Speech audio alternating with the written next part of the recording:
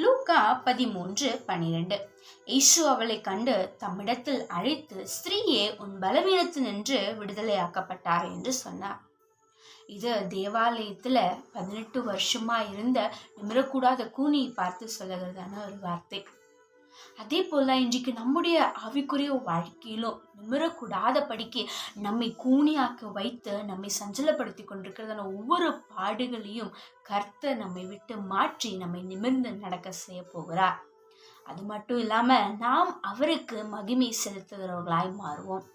இயேசு தம்முடைய கைகளை அவள் மேல் வைத்த உடனேயே அவள் நிமிர்ந்து தேவனை மகிமைப்படுத்தினார். அதே போல நம்முடைய வாழ்க்கையில் நிமிரக்கூடாதபடி செய்து கொண்டிருக்கிறதான எல்லா காரியங்களும் அவர் மாற்றி நம்மை தேவனை மகிமைப்படுத்த செய்ய போகிறார். நாம நினைச்சிட்டு இருக்கலாம், இவ்வளோ வருஷமும் நான் அவருடைய பாதத்துல தான் இருக்கேன், இவ்வளோ வருஷம் நான் ஜெபிக்கிறேன், ஆனா எனக்கு மட்டும் இந்த பாடு போகலையே, எனக்கு